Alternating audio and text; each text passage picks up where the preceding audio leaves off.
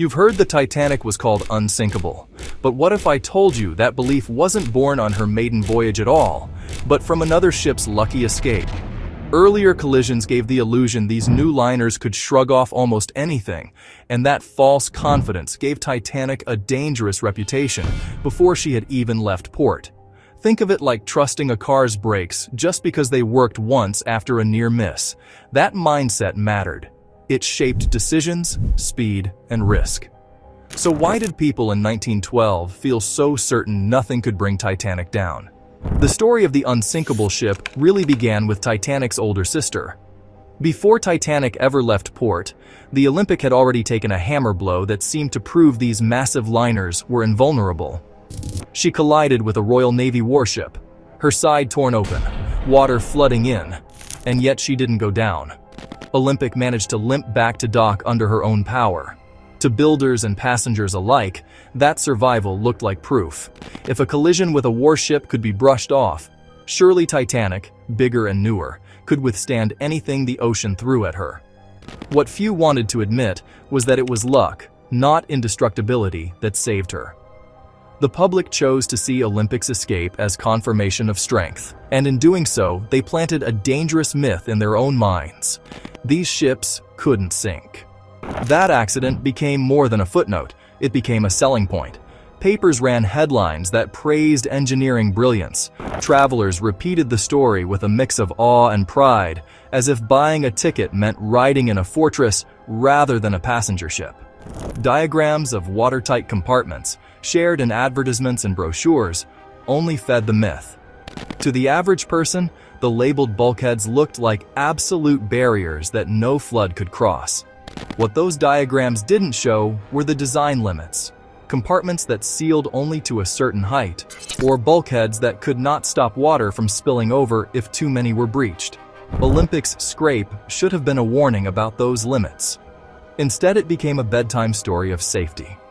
And standing at the helm of Titanic was Captain Edward Smith, the very man who had commanded Olympic during that earlier crash just 7 months before.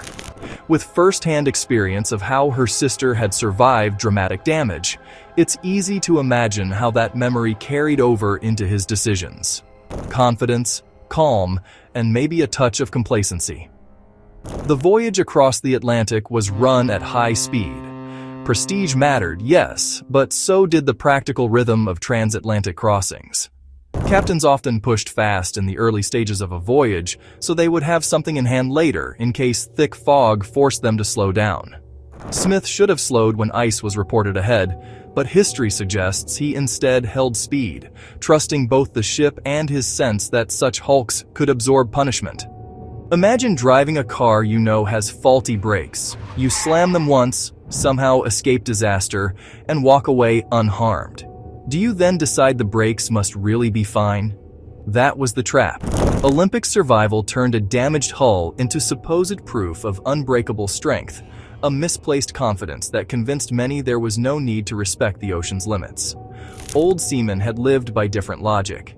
They crept through fog zones, navigated cautiously among floes, and treated calm nights as deception.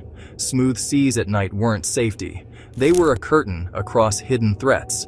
Yet Titanic pressed ahead, confidence replacing caution and risk replacing tradition. One myth alone, though, didn't undo her. While passengers marveled at this unsinkable wonder, another threat was already smoldering deep inside her steel skin, hidden long before the iceberg tore it open. You might picture Titanic as flawless steel and shining brass, but down in the dark machinery spaces, a very different reality was unfolding. In one of the coal bunkers beside Boiler Room 5, a fire had already taken hold before the ship ever welcomed a single passenger. It began back in Belfast and smoldered relentlessly as the ship journeyed to Southampton. By the time she sailed, the blaze was already days old and would go on for around 10. Its full defeat coming only shortly before the collision with the iceberg. Coal bunker fires weren't rare for steamships. Coal heaps could heat and ignite spontaneously, much like damp compost steaming until it bursts into smoke. Firemen usually dealt with these by shoveling the burning fuel straight into the hungry boilers, working fast in hopes they could burn out the problem before it weakened the ship. The trouble this time was persistence. Titanic's fire just refused to die, forcing the crew into this tense routine of containment while, still maintaining the outward illusion of perfect safety. Up on deck, passengers saw nothing but calm seas and graceful progress. Below, men worked in choking heat, shoveling from the burning bunker while knowing that every load of coal they removed was both racing against the fire and, at the same time, feeding the very engines pushing Titanic forward. It was a hidden battle, buried beneath the polished surface of luxury. The real danger lay in what the fire touched. The coal bunker's rear wall wasn't just a partition. It was part of a watertight bulkhead, one of the core barriers meant to trap incoming seawater if the hull was pierced. But steel under intense heat can bend. Imagine the corner pillar of your house already cracked before a storm rolls through. It might hold out for a while, but pressure will, always seek out the weakness. That's exactly the kind of flaw Titanic carried into the Atlantic. Later testimony pointed directly to this. The inquiry heard claims that the fire had warped the steel plates, causing them to weep, dripping at a rate of maybe 1 or 2 buckets of water each hour, even before the ship struck ice. In other words, she wasn't pristine. Titanic's much-praised safety system may already have been compromised in the very spot where strength mattered most. Picture the contrast. Upstairs, silver cutlery gleamed under chandeliers while guests waltzed across polished parquet floors. Directly below, firemen were locked in a battle they couldn't advertise. A secret struggle against heat and smoke that, silently weakened the ship's defenses. And when the moment came, the iceberg didn't ram into a ship at full strength.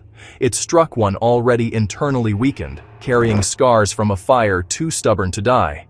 That hidden crack in her foundation may have been the factor that turned a glancing collision into a catastrophe. But physical damage wasn't the only danger in play.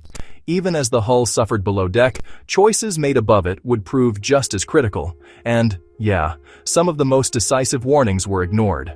How can a ship surrounded by warnings still steam straight into danger? That's the puzzle of Titanic's wireless room.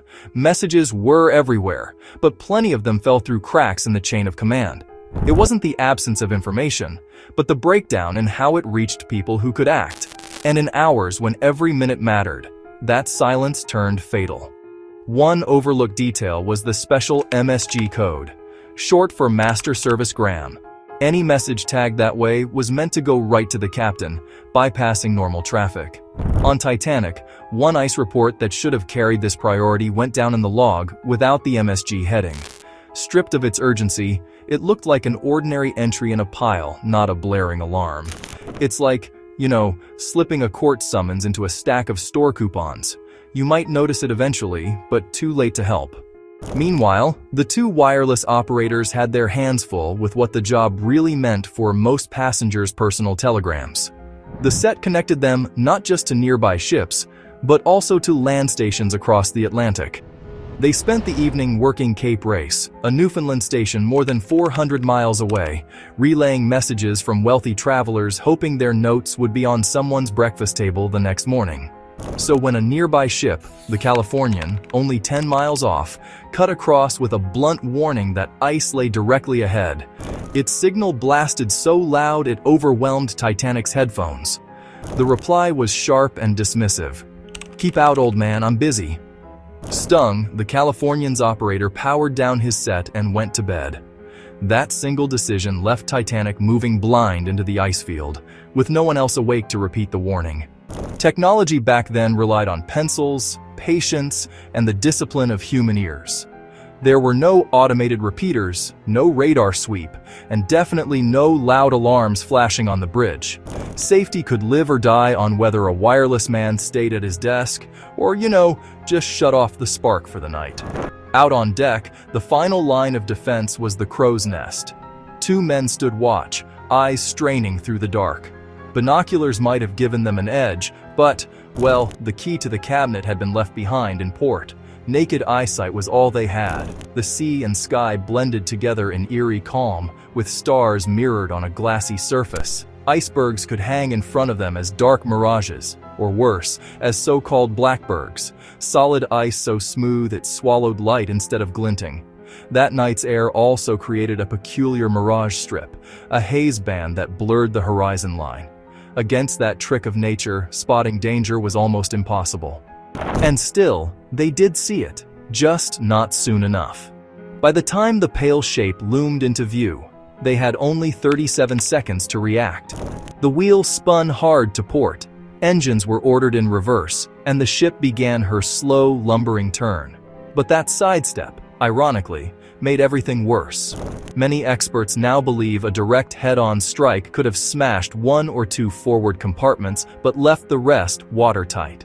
Instead, Titanic's weaker flank was scraped open along multiple seams, tearing her protection from bow to midsection. Her fate was sealed in that glancing blow. Layer by layer, little slips became irreversible. A priority code missed, a warning brushed aside, a watch without binoculars, a turn that multiplied damage. By themselves, each might have seemed trivial. Together, they set disaster in motion. And this is where Titanic's story takes on its deeper meaning. Not as one mistake, but as a chain of them, stacked until the outcome could no longer turn. Seen from a distance, it's tempting to blame everything on the iceberg. But the truth is more complicated. The fire deep in her bunkers had already strained Titanic's defenses. Her design had strict limits that weren't widely understood, and the chain of missed warnings sealed her fate long before steel met ice. By the time the collision came, the ship was already compromised. So here's the question for you. When you consider all these hidden vulnerabilities and overlooked warnings, which single mistake do you think was the most critical domino to fall? Share your thoughts in the comments below.